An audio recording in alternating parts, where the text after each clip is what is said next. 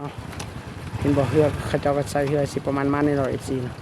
เอารถจักรมาใส่มันน้อยเบ็ดได้ เห็นบ่ถ้าเบิ่งนี่ลงบ่ได้บ่ลงบ่ได้บ่พี่น้องเนาะเอ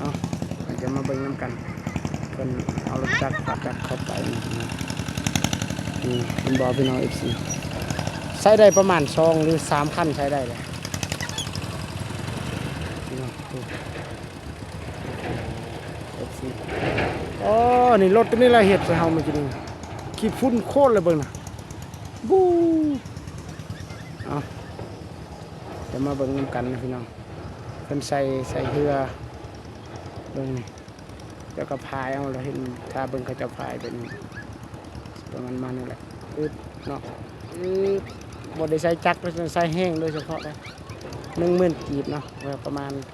10,000 กีบ11 กีบก็ประมาณ15 บาทเนาะค่าเรือเนี่ยพี่น้องเนาะประมาณในรายเอเนาะพี่น้องเนาะประมาณ15,000 15 บาท